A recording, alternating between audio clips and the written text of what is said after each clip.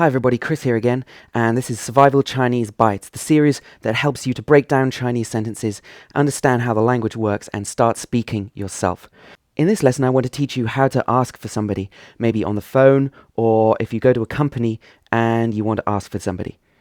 So let's have a look at our first sentence in this lesson. 请问张先生在吗？请问张先生在吗？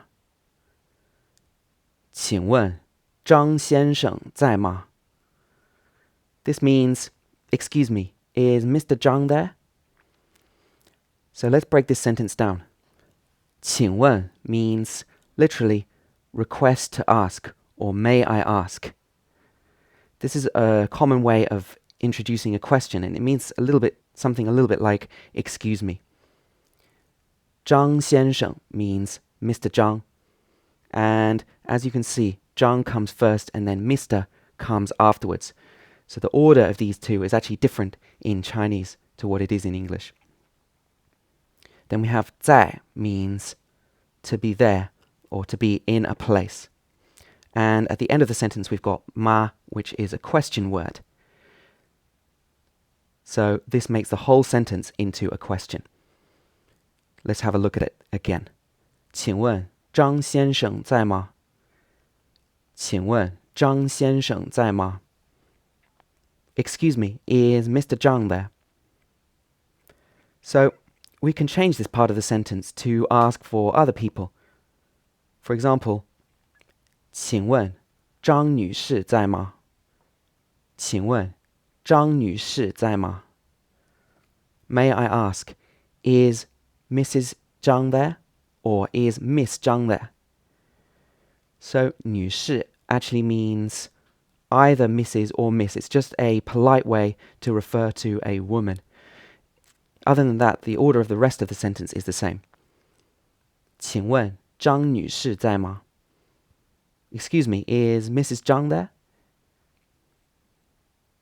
Let's have a look at another example. 请问张老师在吗？张老师在吗？请问张老师在吗？ So 张老师 means teacher Zhang. And you'll notice that in Chinese we often use a title after the person's surname. And I've also done another video which is talking about how to address people in Chinese and different forms of address. So that's something that you might want to check out as well. Okay, so let's have a look how you would answer this question. So you can say 在, which means to be there or to be in a place. And you'll notice that I've put yes in the translation for this. And that's because in Chinese, when you're answering a yes or no question, you just use the verb in the question to answer the question.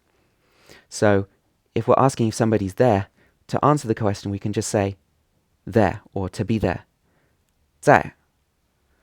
And if we want to say no, he's not there, we can say 不在. 不在.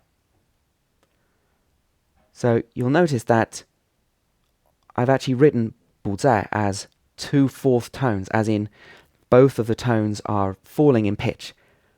But in fact, when this character 不 comes before another character which is in the 4th tone, then it changes to the 2nd tone. That might sound a little bit complicated, but what this actually means in this case is that instead of saying 不在, we would actually say 不在. 不在. So the 不 is actually rising in tone here because it's coming before a 4th tone. 不在 means not there. And this is how we could answer no, he's not there. Another thing the person might say is 稍等一下. 稍等一下, which means wait for a moment or wait a moment. 稍 means slightly. 等 is wait. And 一下 means a moment or a short while. And again, just like we saw with the 不 just now, because this yi is coming before a 4th tone, it changes to a 2nd rising tone. So instead of 一下, we would say 一下. 稍等一下. 稍等一下 means wait for a moment. Or they might say 请稍等请稍等 means please wait a moment as well. 请 means please or invite. 稍 means slightly. And 等 means wait. Please wait for a moment. 请稍等 Okay, that's all for this lesson. You might want to go back and repeat these phrases a few times just so you get the hang of them. If you want to get more videos and exclusive tips for learning Chinese, then click on the logo on the screen right now to go to my website, fluentinmandarin.com, and sign up with your email address. And then I'll send you loads of exclusive information and step-by-step guidance to help you learn Chinese.